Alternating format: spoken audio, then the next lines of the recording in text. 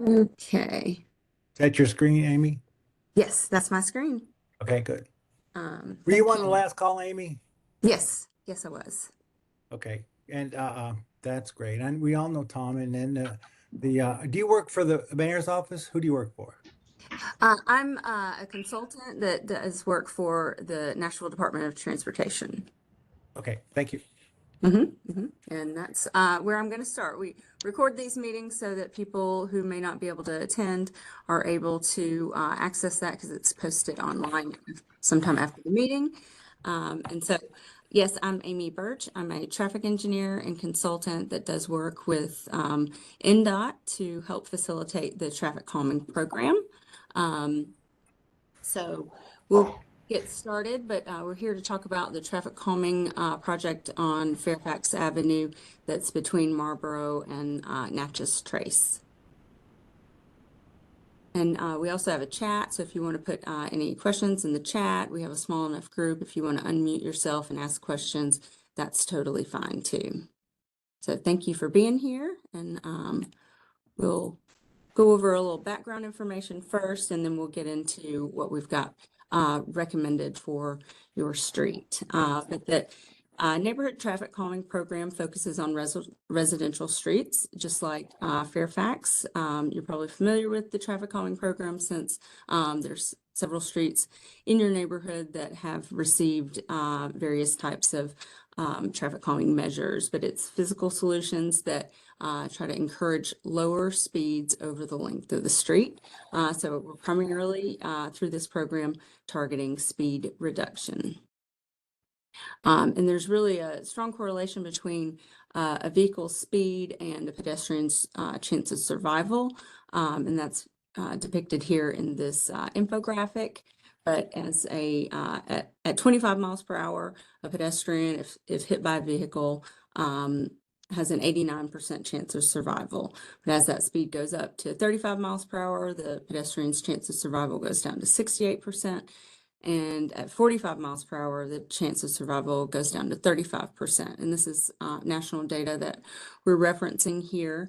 So, it's pretty clear that the severity of a crash is related to speed, but also a driver's ability to totally avoid a crash at a slower speed is easier at a slower speed because you have more time to see something in the road, react, and slow down, and stop or avoid the crash altogether. So that's those two reasons is why we really want to get drivers to drive slower, especially on residential streets. So this is a neighborhood driven program, meaning that neighborhoods or residents apply for traffic calming on their street. And it's a pretty popular program. There's a lot of applications that have been submitted, just showing some previous stats from last fall where we had almost 500 neighborhood streets that had applied for traffic calming, and 25 streets were selected at that time. And the map is just showing, it's a snapshot from our online tracker where you can click on these lines, and there are various colors based on where that street is in the program, whether it's just been applied for, or it's been selected, or it's in a various phase of this program. So how do we select these streets for traffic calming? It's based on budget, but also a prioritization process. So we have almost 500 streets that requested traffic calming, but at any one selection, it's usually about 25 streets that are selected for traffic calming, and it's based on these 5 criteria. The main criteria that we look at is vehicular speed. So we go out and we measure the speed on each of the streets that have applied for traffic calming, and compare that to our desired speed of 25 miles per hour. That's worth 45% of the score. And then the volume is worth 25% of the score, We're collecting that data as well. Then we're also looking at things like trip destinations. So are there places near the street where we would expect people to want to walk or bike to? Places like libraries, schools, parks, and that's worth 5% of the score. Then we look at whether there are non-driver accommodations on the street, so a lack of sidewalks, or is there a bikeway on the street, or bus routes or bus stops nearby the street, and that's worth 15% of the score. And then we also look back at 10 years worth of data and to determine if there's been a pedestrian or bicycle injury or fatality on the street, and that's worth 10% of the score. So Fairfax, we looked at all the, we pulled all the data and compared all the streets, and Fairfax was one of those streets at the time it was selected that ranked in the top 25, so scored the highest. So here's some data that we have for Fairfax that we had collected. The 85th percentile speed we measured at 33 miles per hour. So I want to explain what that is. The 85th percentile speed is a metric that traffic engineers often reference. It gives us a good feel for what the speeds are on the street, but it essentially means that 85% of the vehicles were going that speed or below. So 85% of the vehicles were going 33 miles per hour or below, but it also means that 15% of the traffic was going above 33 miles per hour. And the posted speed limit is 25. This is a residential street. And excuse me, Amy? yes. Our posted speed limit is 20. That's right. It's 20. I'm sorry. I knew that. Thank Which you. seems too low, probably, realistically, but that's right. That was part of a pilot that was implemented a few years back, and was really the impetus for changing residential and local street speed limits all across the city. So yes, but it is 20 miles per hour. And then the volume we measured was just under 1,500 vehicles per day, and that's the two-way traffic flow, so about half in each direction. And then the street width is 36 feet wide, and so we've got width for 2 travel lanes, we've got bike lanes on both sides, and then on-street parking with that chicane that you all are familiar with, where we zigzag the pavement marking lines to alternate the parking from one side of the street to the other. And then the street does have sidewalks, which is really fantastic. And again, we're talking about the section of Fairfax between Marlborough Avenue and Natchez Trace. And so this is a snapshot view from our online tracker map, NDOT's online tracker map. And so I've got the legend over to the left, but what we're showing is Fairfax is in our meeting and design phase. So we're here meeting and talk about the design we have prepared. And then so that line will change colors as it moves further through the program, but further east on Fairfax, as you're aware, there are speed cushions that have been installed on Fairfax between Natchez and 21st Avenue. And then other streets nearby have are in the construction queue phase. So they've gone through this process, the design, it's ready. We're just waiting for it to be constructed, and that's on Blair and 24th Avenue. So Amy, what about pedestrian injuries? That was one of the factors, but you didn't address that. How many pedestrian injuries has there been on our part of Fairfax? On your part, I do not think there has been any. We dodge. Well, having sidewalks helps enormously. Yes, certainly. Yeah.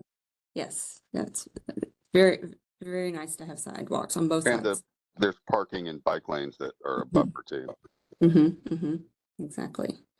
So At our previous meeting, we talked about a few of the tools in our toolbox, but this one, I'm just going to focus on the measures we've recommended on the plan, because we've made some tweaks to the plan, but essentially it's similar to what we had previously talked about, and that is the speed cushions.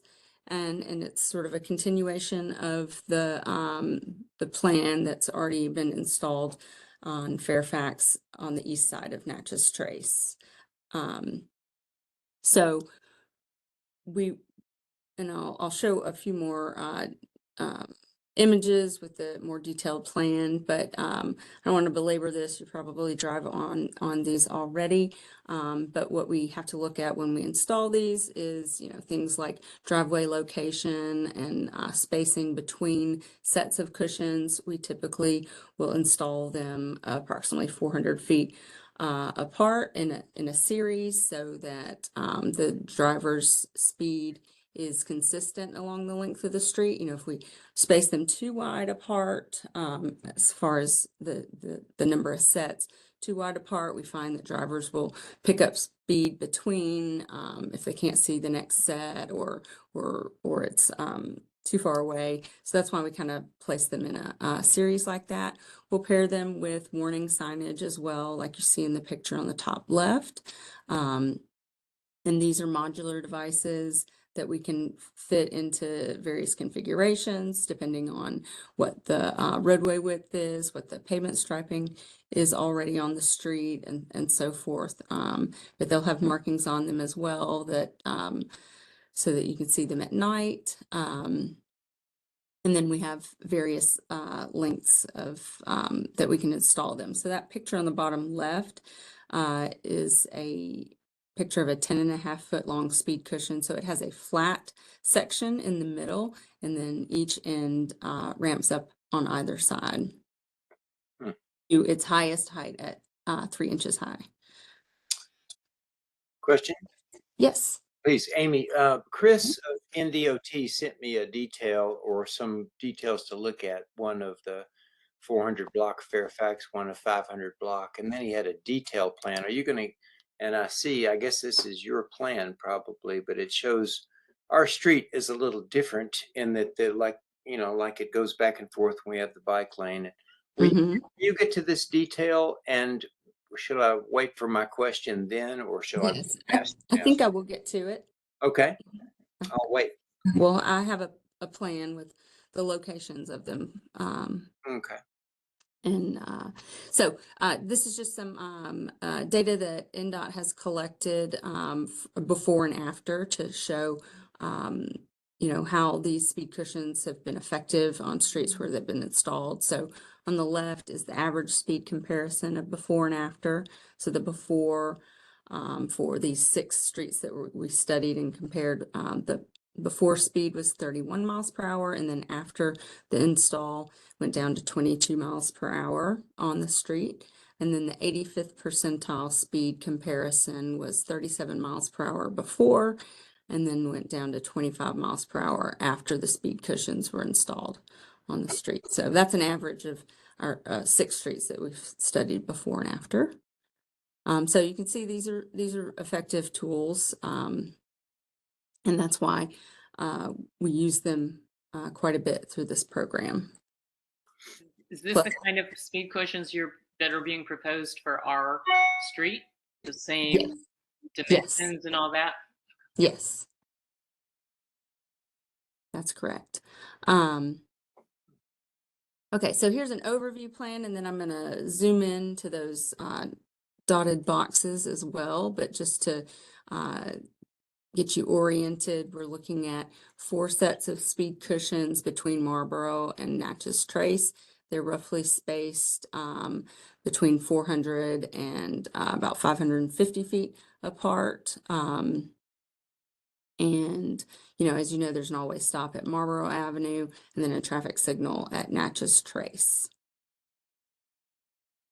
So now I'm going to zoom in. We're starting from west and working east. So Marlboro Avenue is there kind of at the center of the page, and we're showing 2 sets of speed cushions here, in this view. So the first one working from Marlborough Avenue is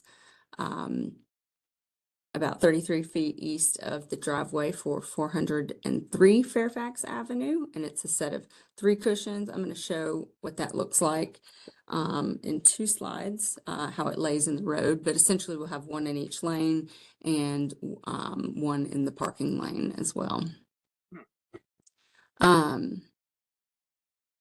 And then the next set, working further east, is located at about 41 feet east of the driveway for 412 Fairfax Avenue.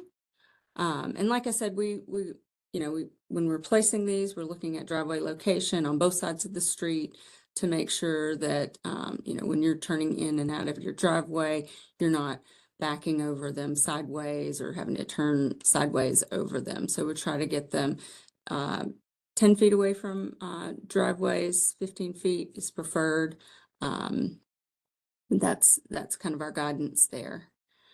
We also have some limitations on where we can place them as far as grade of the roadway, because we can't put them on steep grade. So we had to pay attention to that in this section of Fairfax, because there is a bit of a hill going from 32nd Avenue.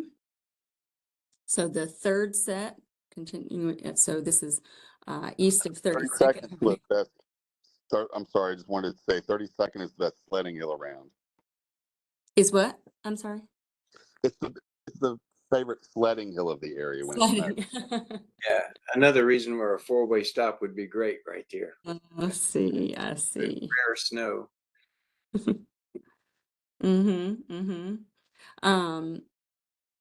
So this next set is the note says 32 feet east of the driveway for 509 Fairfax Avenue. So it's kind of between 509 and 511 that are on the south side of the street. And then the last set, going closer to Natchez Trace, is 21 feet west of the driveway for 519 Fairfax. And this one is pretty tight. There's driveways on both sides of the street. At our last meeting, there was a lot of concern and about, people driving, trying to drive really fast towards the signal when they see green and wanting to slow drivers as they're continuing east on Natchez Trace. So that is, and as you can see, there's the warning signs, speed cushion ahead signs paired with these cushions. And then here is the layout of how the speed cushions fall in the roadway. So we will incorporate some white flexible delineator post on the white lines between the travel lane and the bike lane. And that's because if we don't, we'll have enough width that drivers would be able to go around the cushions, and we don't want that. We don't want drivers leaving the travel lane, impacting the bike lanes. We want to protect the bike lane with those posts there. And then you can park on these. This is similar to what's on the other side of Natchez Trace, but except for the bike lane is here. So, but you can park on them. So we put a cushion in the parking lane to keep drivers from trying to drive around in the parking lane to avoid these speed cushions. Question, is the 6.5 feet between the cushion out in the lane and the one at the on the edge, do you not feel like that's enough space where somebody will try to drive through there? Most cars are 6 feet wide, so to avoid the cushion. Sorry. Right. So that's why we have the flex posts. Oh, I do see On that the now. approach. Sorry. Yeah. Let's see. I'm pointing at the wrong screen. Yeah, these on the approach to keep drivers from doing that. Is that a vertical thing? Exactly. It's like what you see on Magnolia. Magnolia Boulevard. We use them a lot, or NDOT uses them a lot in the buffer zone between a bike lane and a travel lane. And we don't have that much width here, to create more of a buffer. The bike lane's only 5 feet wide, so Okay. we're just I going see. to put it on the lane.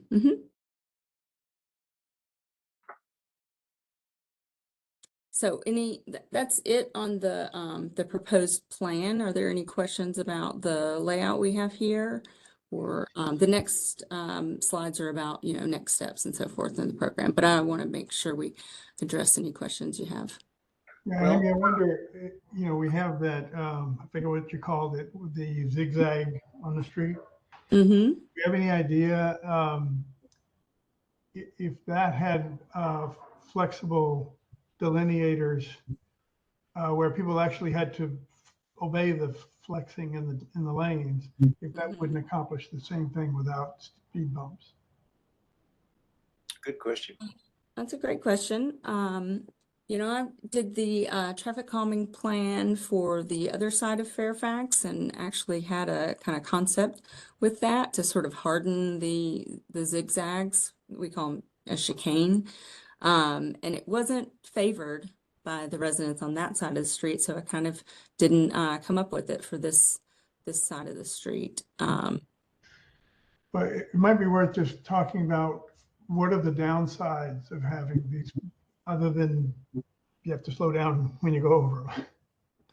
The downsides of the speed cushions? Yes, like noise, cars decelerating and accelerating, the noise of the tires going over the bumps, those kinds of things. Sure, there's certainly some of that.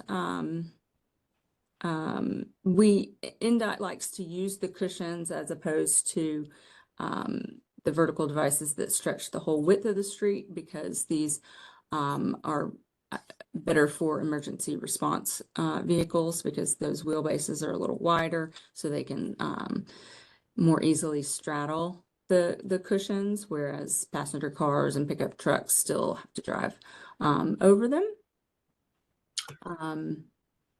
But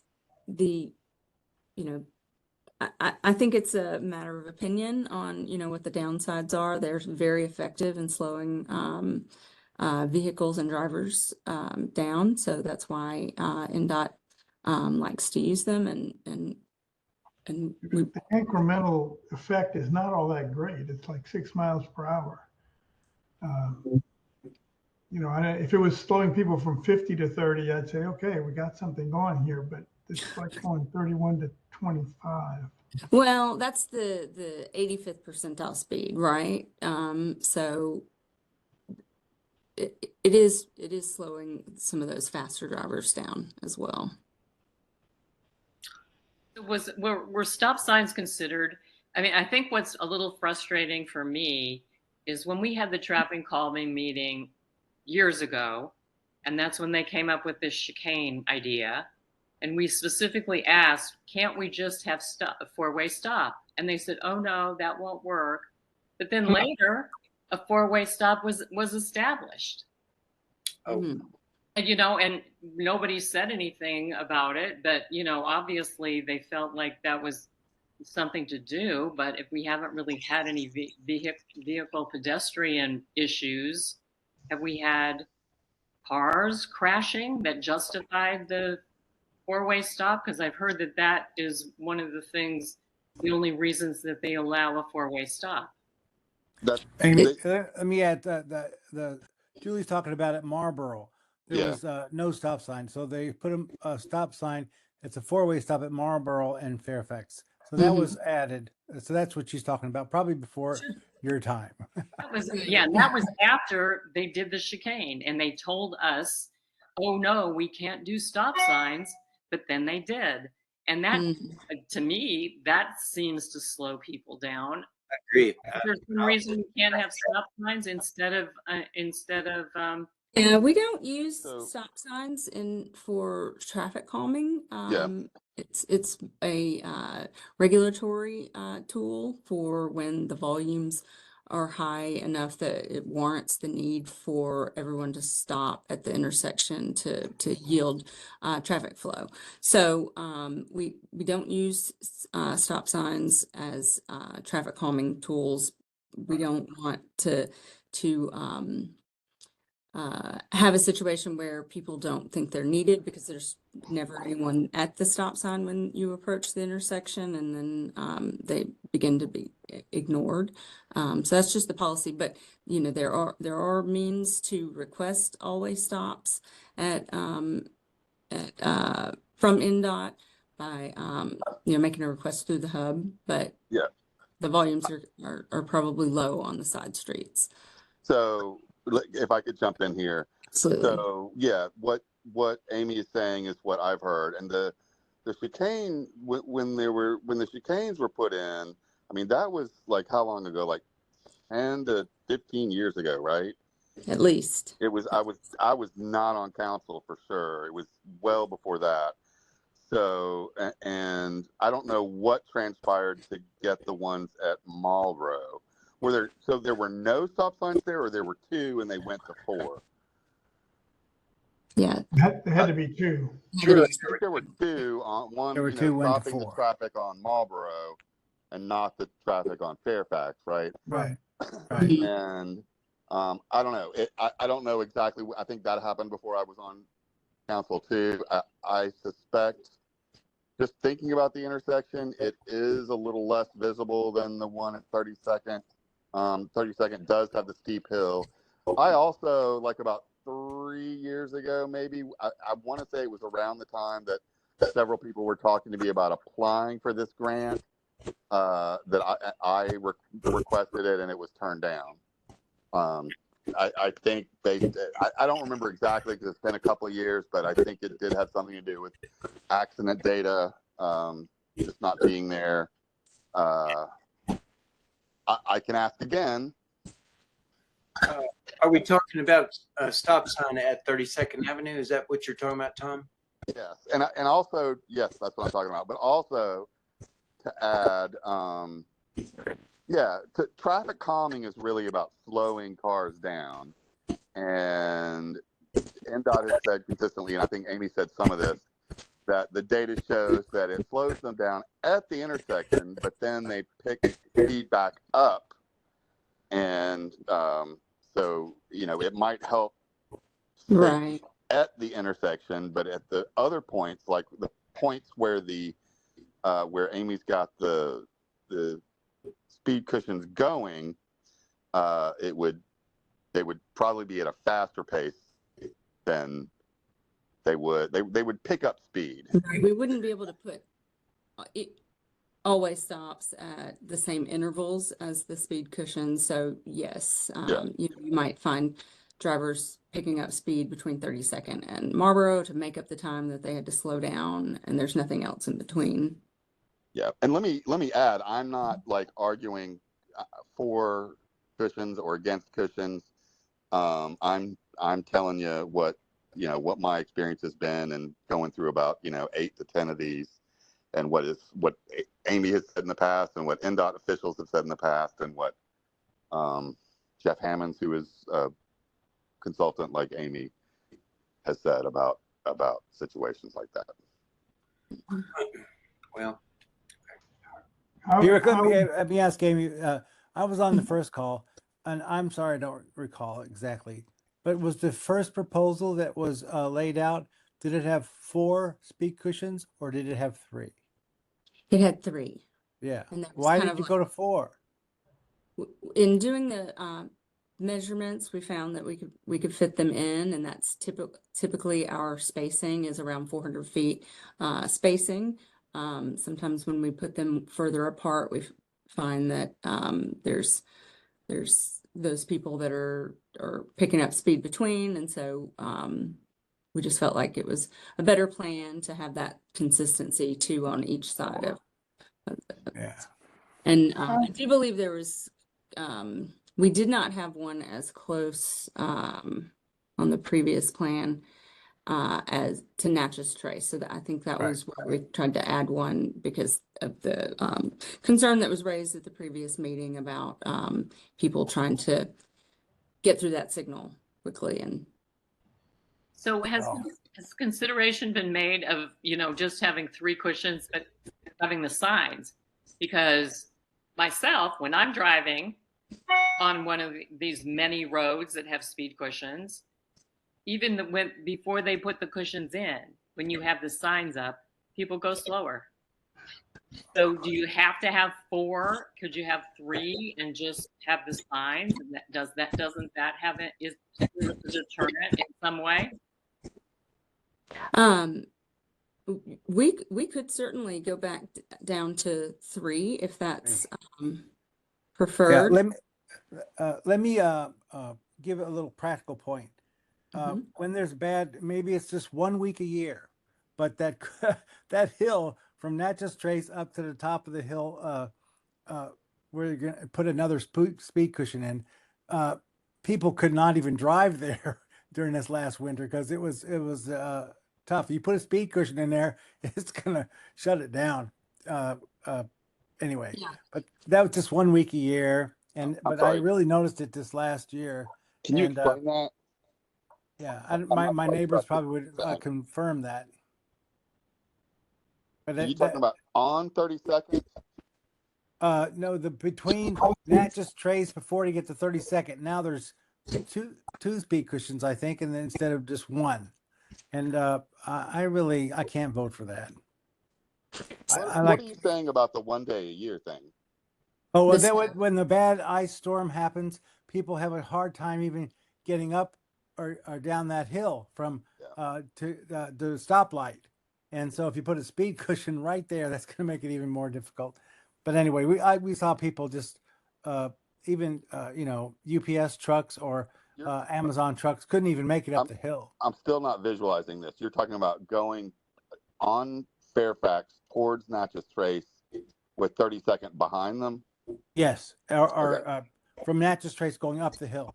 It was a 3 days or so. It was really difficult. But that's weather, and that's not what we're talking about. But it's a very steep hill. It is a very steep hill. Yeah, and we measured the grade and the placement of that, but we can remove that one. That's why we're here to talk with you and refine this plan if we need to. Maybe this is Cash's question, but how does is it known that these 2 blocks or 3 blocks on Fairfax of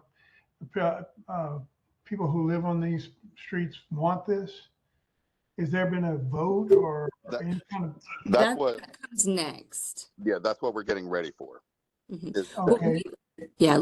We can come back to this plan and talk maybe more about how we might tweak it if we want to move forward. But let me maybe finish maybe the next steps in the program, and then we can that might help answer some questions that you're having. So this is our general program flow for traffic calming, but it starts with an application. So a resident get together and they apply for the program. And so twice a year, there's a window where the application is open, and we accept applications. Then we evaluate all of those applications along with the ones that we still have on file. And that's twice per year, which generally results in 25 streets twice per year selected for traffic calming. So after the applications are received, we do the prioritization and selection. We do all the data collection and analysis and prioritization to select those that score highest in that metric. And then we go forward with a neighborhood meeting. We had this one a few months back for this street. We talk about what our concept is, go over some of these similar slides, and then we move into the design phase, taking in the feedback that we received at the meeting. And we do a field review. We put together a more detailed plan like we went over that shows, exactly where those cushions would go if they were to be installed, or other measures if we were incorporating those. And then this one, we're having another meeting to kind of go over the changes to the plan and the detailed plan before moving into the online ballot. So this is where the vote comes in. What we'll do when we're ready to move forward, with this, we will send out ballot postcards in the mail, and they'll have unique IDs. It's a ballot window that's open for 6 weeks for property owners to vote on the plan, and you can vote yes or no. And then if the ballot is successful, that's with 66% favorable votes, then it moves into the construction queue, and NDOT will proceed to order the materials and schedule it with the contractor to get the project installed. So I have a few more slides specifically about the ballot. And so this image at the top left is what that ballot postcard looks like. So you would know what to look for in your mailbox.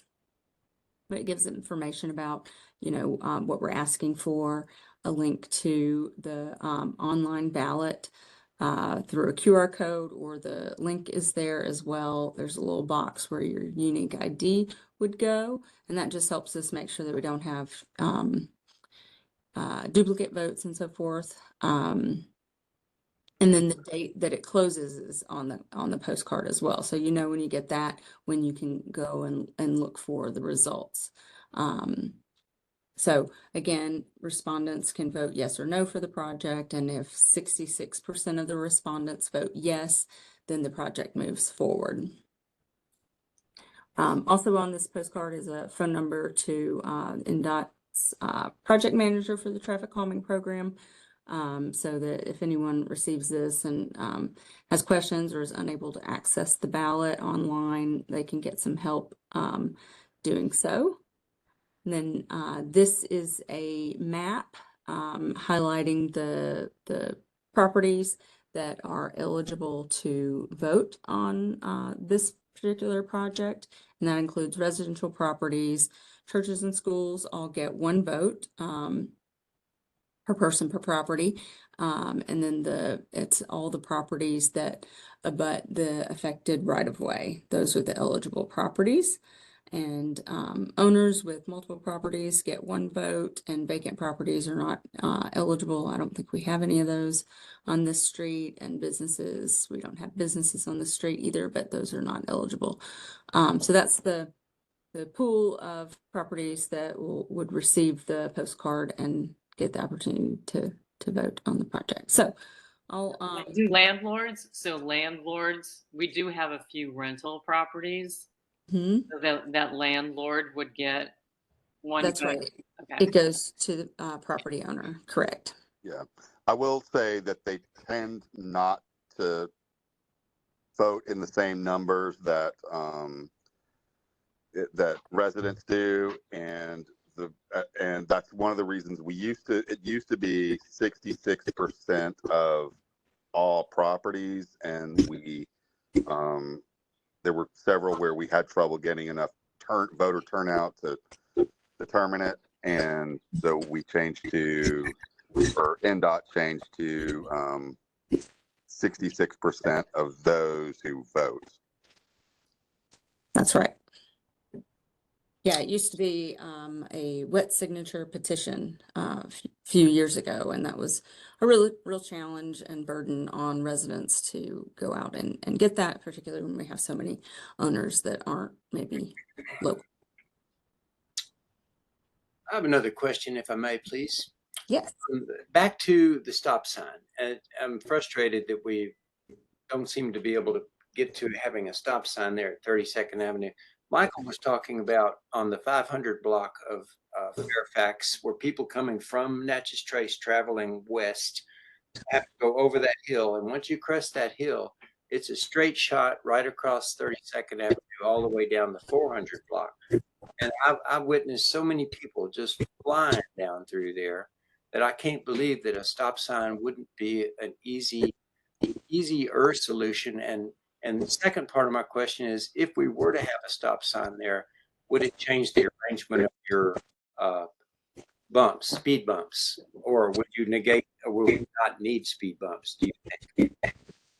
I don't know if you would need them or not, because our data is not, it was collected without it always stop, but we would if there were one, you know, just hypothetically, if there were already one and we still found that we needed, you know, that this qualified for a traffic calming project, you know, we would change the spacing, because we wouldn't want to put them too close. I don't think we have one too close though in this layout to 32nd. So,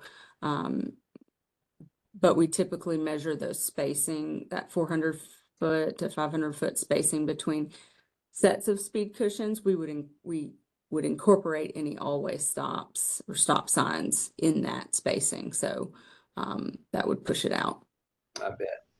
Yeah, and again, in keeping with what Ben was just talking about, that if you mentioned that a stop sign will slow people, well, obviously stop people at the stop sign, but they can speed up between. But if the effect that we're going to be looking for is 5 miles an hour, I got to believe that stop sign would do a whole lot more to the average speed than would the speed bumps. Me too. Me too. So I'm frustrated how it seems like we run into discouragement every time we talk about a stop sign there. So and Chris of NDOT, I talked to him yesterday. He said that there are these strict federal guidelines, and Amy, you touched on that too. So are we, is it accessible to get this, or is it too late to ask for it, or stop sign? Yeah. Let me jump in here if you don't mind. Sure. So it's a separate process. It is not and have you ever done a stop sign as part of a traffic calming? No, that's exactly what I was going to say. It's something that it's just a different process, and they use data to gauge if there's a warrant. Warrant sounds like a criminal term, like when somebody's getting arrested, but it's kind of like that. It's kind of the opposite of that, saying something is warranted. And at least twice they've come back and said it's not. Like I said, I will try again, but it is separate from what you all are voting on. Traffic calming is not going to include stop signs as part of the plan.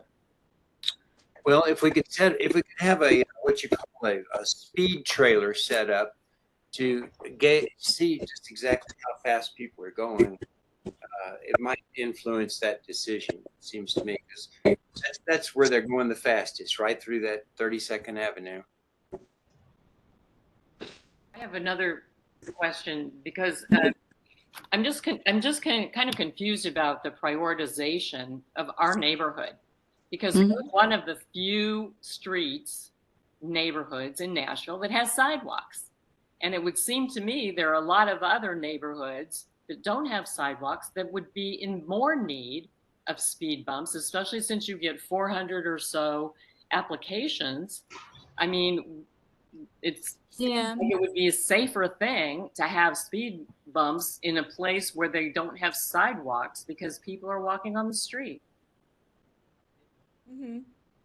Yeah, I think your street received, points because of, it has the pedestrian destinations close by, schools, bus stops, and so forth. So it got some points that some streets don't get. So that's just kind of how it works out. But well, we don't really have pedestrian, location or things to go to on our part of Fairfax. I mean, certainly the other side of the Fairfax Trace there is, with the school and getting close to the village. We measure it. Many of those locations here, and we have sidewalks, and there haven't been any pedestrian incidents. So I'm just confused about how our neighborhood got prioritized. Yeah, I was just going to clarify that we look at a buffer around the street, or quarter-mile buffer around the street. So some of those destinations are within reach, within that zone of your street, plus the bike lanes is part of that metric as well. Yeah, it's just not a huge problem on this street where I see it. I mean, people do drive too fast, but with the sidewalks, it's kind of irrelevant if they go 5 miles faster than they would if they were. So it's sounding like we don't have much support on this call for the speed cushions. No, not for me. I will say, if I could jump in, like, yeah, I kind of want to hear from everybody if we can. That I can't gauge that there is enough support, or that I know that there is some support. There were, at least 4 houses on the stretch that applied for the grant. I didn't ask for it for Fairfax. This was a couple of years ago, so it's been in the queue a little while. And that's one of the reasons I wanted to have the second meeting, is that I couldn't gauge. I'm not, and I want neighbors to know that I'm not arguing one way or the other on this. I'm just wanting to make sure that your voices are heard. And I do question whether 66% of respondents will vote yes. I do. I don't know what to say exactly, Amy. I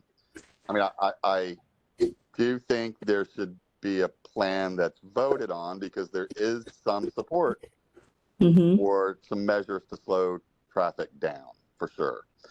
Whether it's 2/3, I can't say, and I am starting to have my doubts. And like I said, I'll ask for the stop signs again, but that can't be a part of the determination of.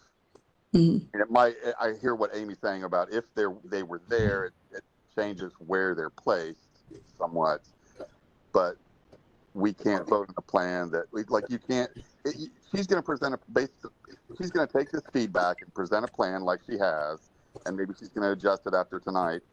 But it's not. It's a yes or no thing. It's not like we want stop signs, and if we can't get those, then yes on this, or vice versa. Or am I right, Amy? That's right. That's right. And I did want to say, if it doesn't, if we do proceed with the ballot and we don't get the 66% in favor of the plan, so it essentially fails the ballot, is what we say, then there's a plan B that we would put together, which could include the radar feedback signs, and maybe some other signage or pavement markings, but nothing physical in the roadway. It include the digital. Is that what you're talking about? Digital. The digital signs. Right. That's usually what we would use. And correct me if I'm wrong, but the trailers that somebody mentioned a few minutes ago, those are housed with the police department, not NDOT, and they are warning people about what their speed is and what they should be going, but they don't collect data. Isn't that right? They might collect data. I'm actually not sure about that. I know, I don't think they do, but I could be. But they're only there for 4 or 5 days usually, because they have a limited number of them, NDOT and the police department, and so they rotate them around from street to street. So they're not there very long, but it's a good reminder to drivers, but they don't stay. Right. And there's usually a 3 to 4 month wait list for them. Yes. I believe I heard that they don't collect data. Yeah, they might not, and it could be skewed anyway because of the feedback that you're getting. So people are slowing down when they see it. Yeah. Having been on both of these calls, I think that there were 2 other property owners that were more adamant about wanting more of the speed cushions and so forth. And so you came back, and my 2 main comments at the end, Tom might remember that I acknowledge that the speed cushions slow down traffic, but also I think even more importantly, what they do is divert traffic. They make new traffic patterns. And so that can be seen in our neighborhood now, but we're surrounded by speed cushions. I avoid certain streets now because of that, and just makes more traffic on the main streets, which is, I don't know if that's good, or I don't think it's good.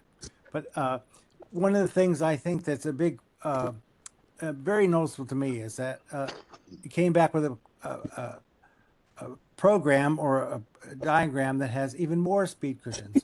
And I think that my plea was to make it as simple or small as possible, so it has the least impact on us that live here. And one last point, maybe you can comment there, Amy.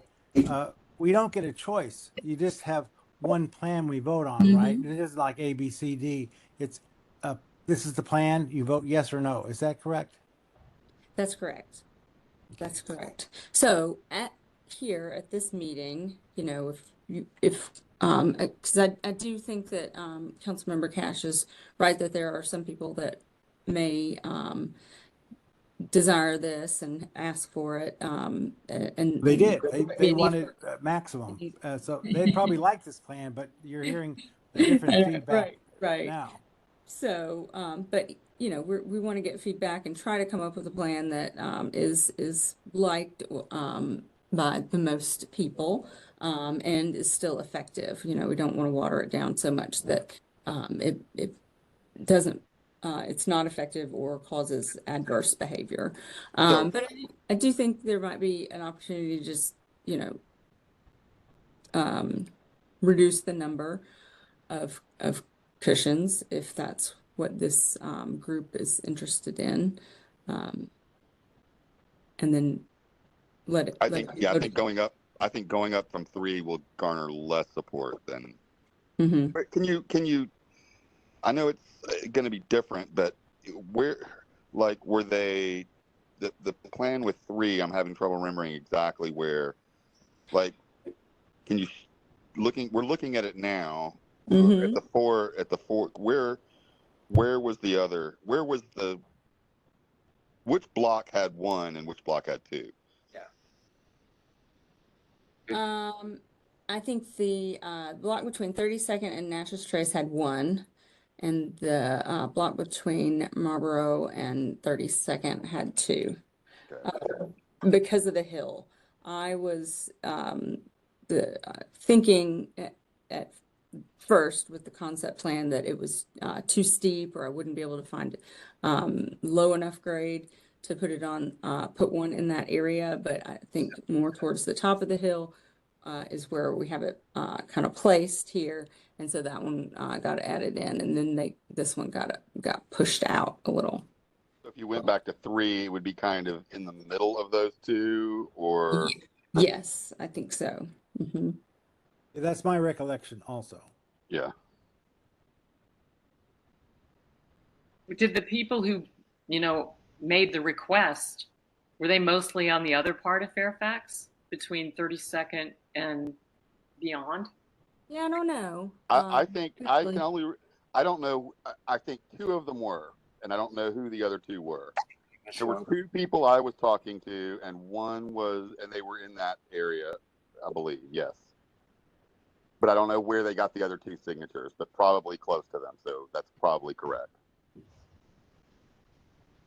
Well, I'd just like to say this is Ann Pope, and I'm closer to Fairfax closer to Natchez, and I'm not on the first call, and I would be in favor of the 3 or speed bump.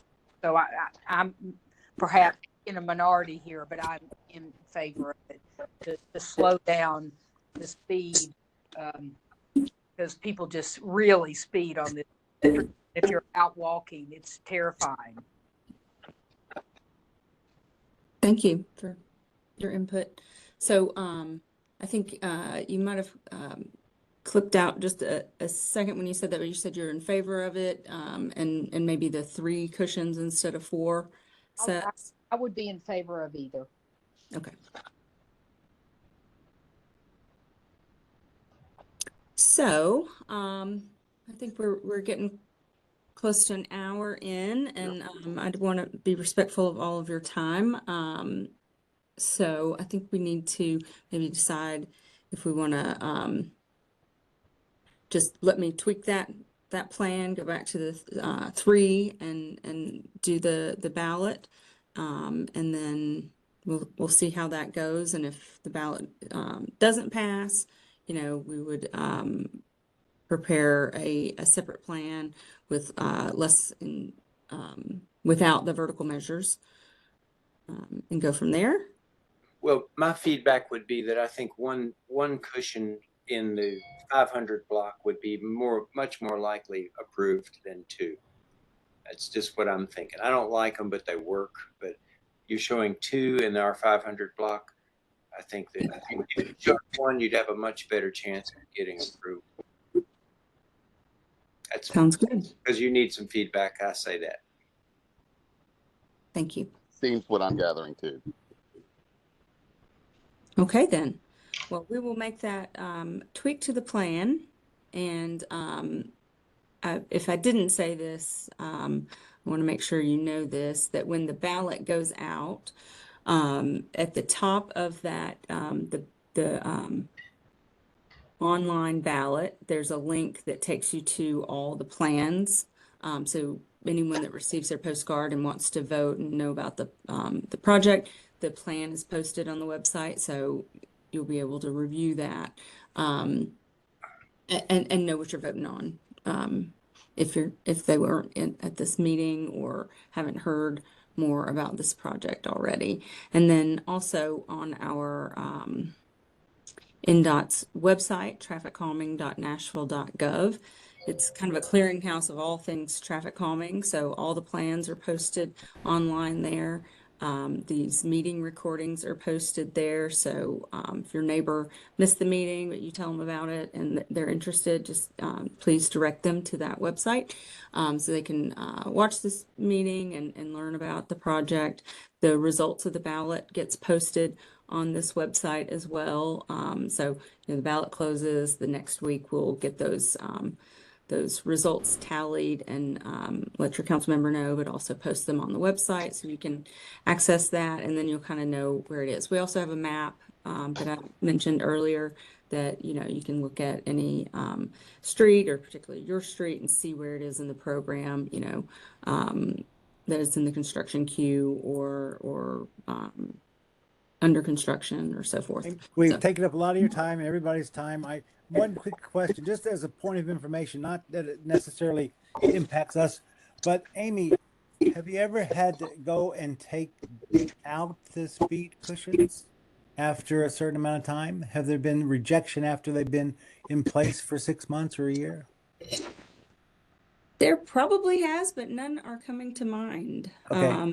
It's not a very actually. common occurrence. It doesn't. No, it doesn't I happen. know the only thing I can think of is that on one of the way early installation of speed cushions, like before this current program, they were placed on Stokes over on the other side of I-440. And I do know that they were pretty serious bumps. Like you'll notice that we call them speed cushions and not speed bumps, like they used to be called. So I know that they were changed from the speed bumps that they got, like, I don't know, 15 years ago. More than 3 inches then. And they replaced them with the cushions. But I know in District 18, none have ever been removed. All right. Thank you. That's good information.